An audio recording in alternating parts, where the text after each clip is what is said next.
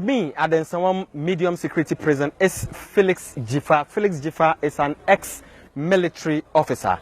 He has been sentenced to death. He shot dead a police officer.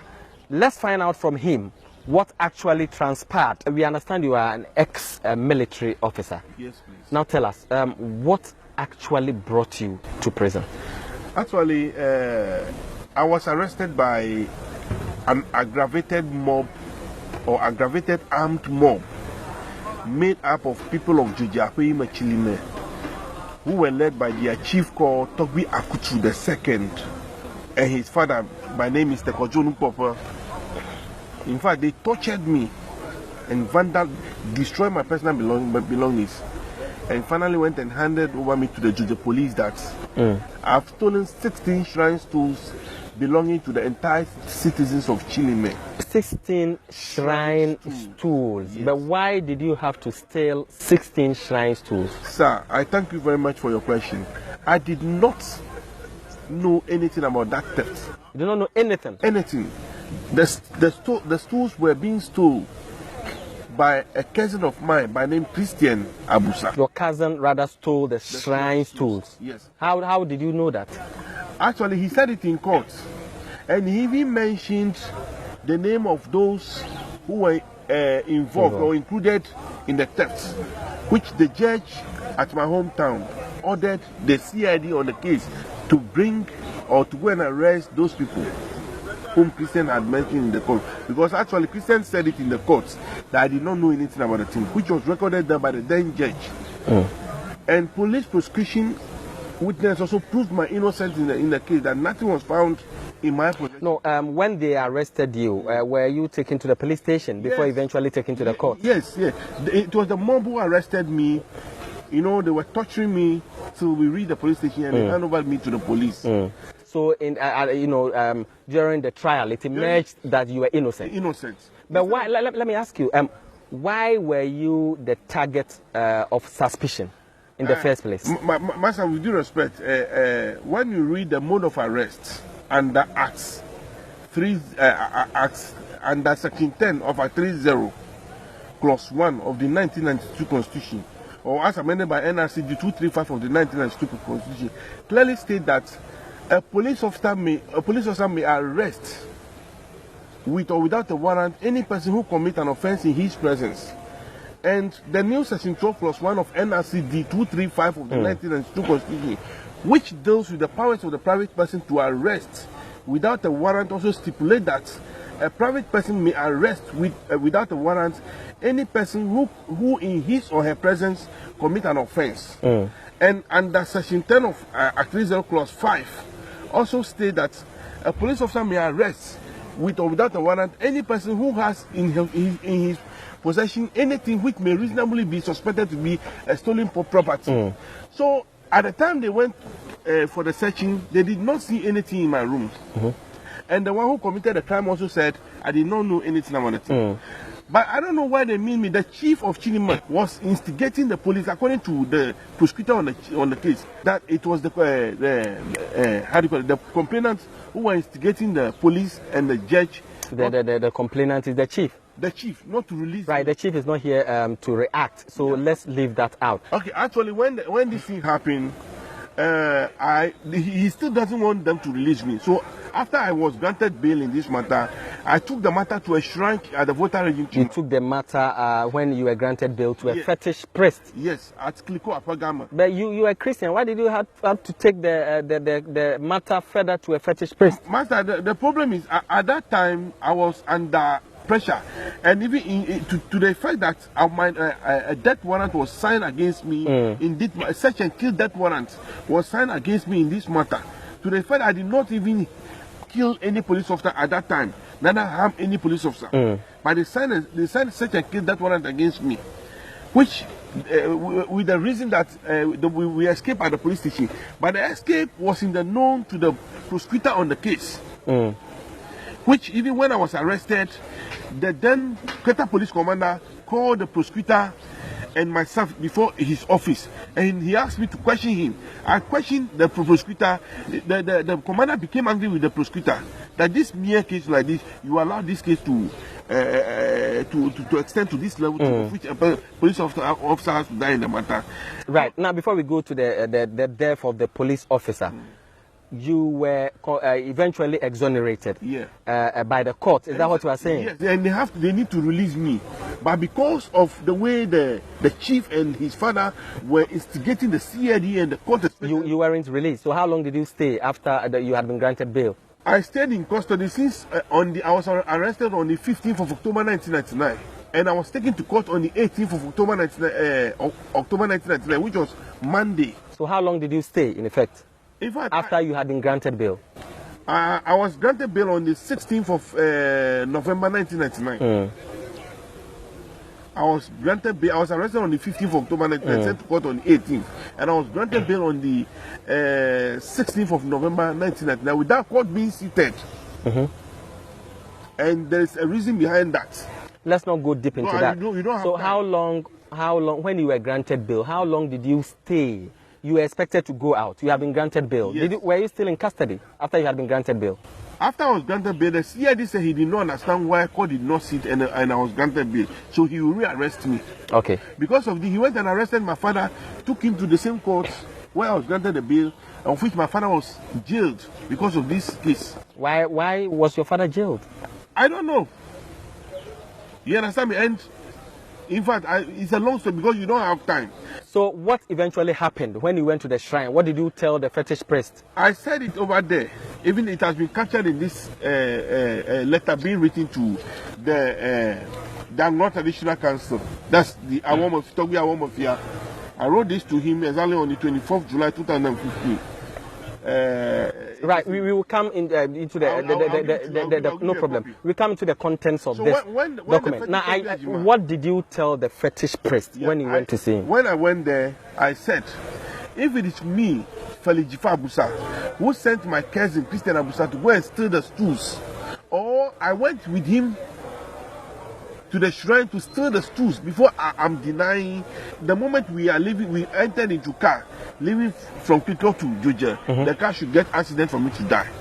But if I am not the one, then I handed over all the people of Zafeme Chilimo to Togi Ejima, purposely to be killing them, so that they themselves will find it out and get to know the truth. You wanted them dead because they wanted you dead. Yes, so you wanted them because of this dead. Case, such and that one. No problem. We'll come to that. So when you went to the fetish priest, yes, you claim you weren't, a Christian then. You weren't going to church. There was a lot of pain in you. That's why you went there. Yes. What happened after you had taken them to the priest?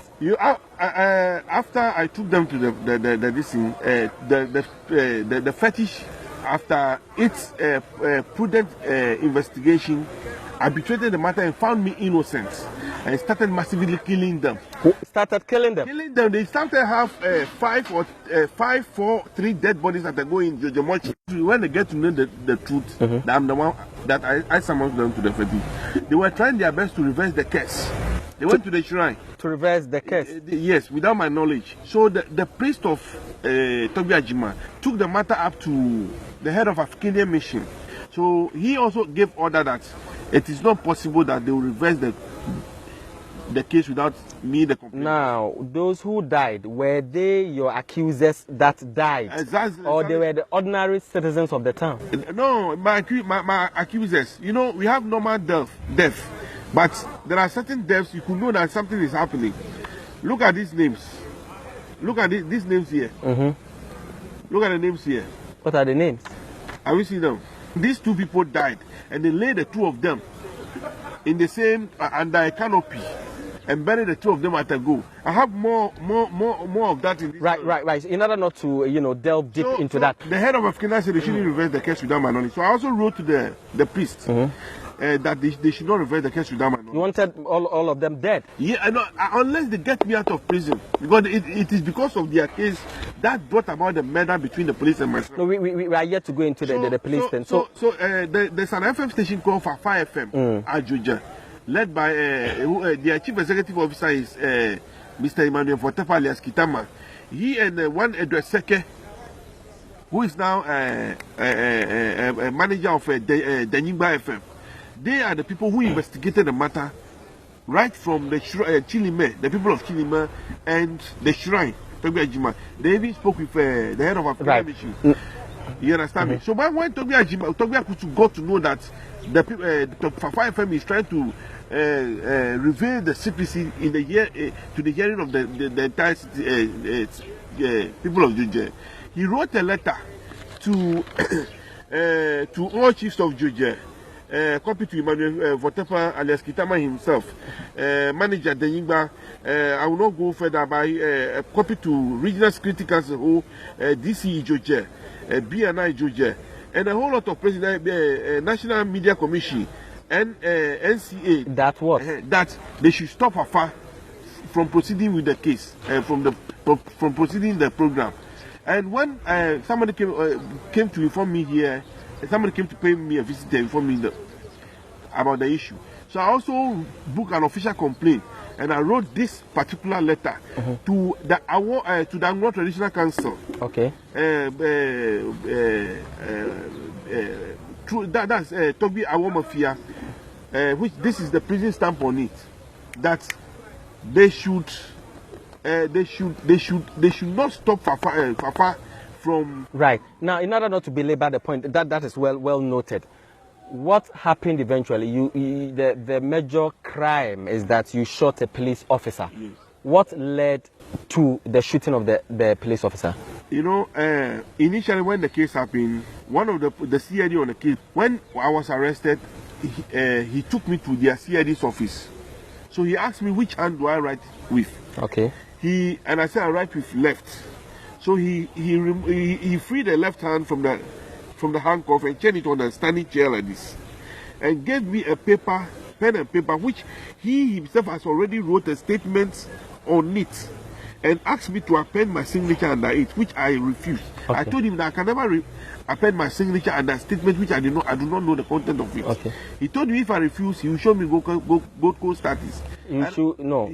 The CID wait. The CID says if you refuse, he will show you Gold Coast status. Yeah, tactics. Tactics. What's the meaning of Gold Coast status? And that is what he said. Okay. And I told him that I swear my first military weapon, which I fired at military training center to him, that I will never sign. So I bowed down my head like this, and I was all along glancing through the statement. And all of a sudden, I found in the statement which the CID wrote of his own choice, that during the search in my room, he found one of the shrine tools under my bed. But meanwhile, at the time I entered into the house, I saw the mom with cutlasses, clubs, single barrel gun with danger bars on their foreheads. When I entered into I found that they destroyed my things. So I asked them who destroyed my personal belongings in the room. And one Kofi Asaglo and Emmanuel Vija told me that it was the police. You understand me? What happened? They said the assurance tools have got missing. They found it in our house here. Which part of the house? They showed one of our grandmother's room, and they said they found some in my cousin Christian Abusa. That is where he rented a room at Chilima. And I pointed my room to them. Do you people find some of the shrine tools in my room here? They said no. Then why do you people have to come and destroy my things in the room? You understand me? So because of your time, I don't want to go further. It was that they pounced onto me and arrested me. Right. But what is paining me most in no. Still, we are on the issue of the shooting. Okay. What necessitated that? What pushed you into that? Yeah, what happened? They finally signed search and kill death warrant against me, and they even saw a certain boy young guy by name Papa Koku Ekpo or Papa Kofi Ekpo. He's a judge. Whoever needs him, he will go there. But the boy even came to court. When you know, they shot him with AK-47 rifle. And you know why did they shoot him? They thought the police officer who shot him said he thought I was the one. Who signed the death and shoot warrant? I believe apart from president of this land, nobody has the right to sign death warrant against somebody, if I'm not mistaken, because he is the only person who can use the executive instrument to sign somebody's death warrants. So in the course of the investigation, they have to find out who actually signed that death warrant. And I am a military, and I have been trained by the nation. I've been trained by this nation purposely to defend the nation as well as myself. So I cannot sit down quietly for somebody to come and kill me unlawfully for something which I haven't done. And even when they shot that boy, they didn't even cater for the boy at the hospital. Neither did they pay for his hospital bill, nor compensated the guy. So had it been that I was the one they shot like that, So you don't know the one who signed the death? Actually, I don't know. Warrant? They say, actually, one of the police, they hate one of the police just because of me. He's called Ben Soglo. Right, let's not go into that, whether someone hates another person. But so what happened? You know, you've narrated a whole lot of things. Yeah. What happened? You know, your death warrant had been signed by an unknown person, you claim. What eventually pushed you? You were under threat. Yes. So what led to the shooting? You know, the police officer saw me. Because at the time they shot the boy, I wrote a personal letter. I went to a police station, I dumped it at the police station, telling them that when I see them, I will not do them anything. But when any one of them want to come and kill me, I also defend myself. When they signed the death warrant against me, the police officer saw me. There were 3. I did not know at that time that they were all police officers. 1 woman and two men. I knew one of the police officers. And he was rushing on me with a knife to stab me. You understand me? When they shot somebody because of me, I also prepare myself down. Okay. You understand? So you had a gun? Pistol with me. Okay. You understand me? So when he was running towards me, I stopped. I told him he shouldn't near me. But I heard one of the one whom he was working with that he should come. He doesn't want to mind the person. He told me, you arrest me. I said, you arrest me for what? He said, if I said I will not arrest him, I will see what will happen to me right now. And I told him he cannot do anything. And if I say, I told him not to near me, but this year they said no. Were you afraid he could hurt you or something? Really, because the way I'm a trained person. The way he was holding the knife, clearly, is to kill me. Because they shot somebody leg because of me, which everybody is aware of in Georgia. So when he was rushing on me, when I jump here, he also jumped on me. When I jump, there was nothing I could do than to defend my life. Right. You understand? That led to the shooting. I did not mean to kill him. Okay. You understand me? Although I shot him. Okay. But I did not mean to kill him. Which part? I was trying to shoot at his leg. And then it hit the stomach or something? And it unfortunately hit the stomach. Right. I would like to use this opportunity to plead with the family of Agbaku that it wasn't my intention to kill their son, because it is an order. It is an order that has been given to the police that they should kill me. And he was also acting on the order being given to him. Right, so you thought he had come to either harm or kill? Kill me. Right, so what is your plea to the government, to Ghanaians, to people listening to you? You've already apologized to the family. But then beyond that, what is your major concern? My major concern is, actually, if not because of that Shrine Stool case, I wouldn't have had any problem with the Georgia police. And I also like to use this opportunity to tell both the police that if somebody is urging them that, or they've arrested somebody and say, oh, do him like this, don't do him like this. Because if you know the person is innocent in the matter, release him.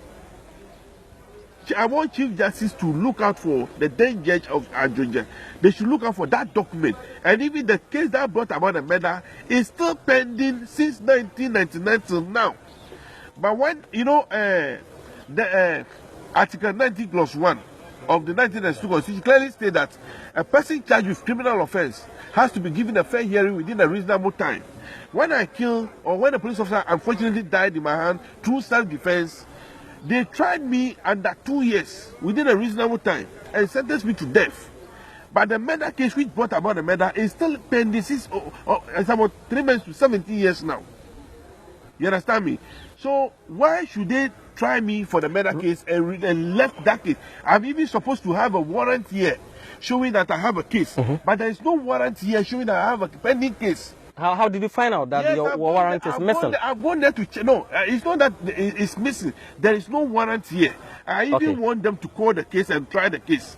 I'm pleading with Chief Justice, the Attorney General, and the President of this land to please intervene into this matter and ensure that so long as I've been trying for the murder case, they should try the Stool case also. Right. Because I heard the complainants are saying that now it's now right. Now, quickly, it's unfortunate that this has happened to you, and I'm sure the Chief Justice and all those that matter have listened to you. What advice would you give to people who find themselves in your situation? You didn't know it will land you in prison. Unfortunately, you are wasting away in prison. Yeah. What advice do you have for them? What I would like to say is, I would like to advise the youth that anytime there's a problem, they should take time, because if I were to hold my hand that day, it would have landed me in prison. And besides that too, I'm pleading with the Ghana police especially, the way and manner they've been imposing or implicating people into cases just because they hate the people. My case happened since 1999, and I'm in prison for so many years now.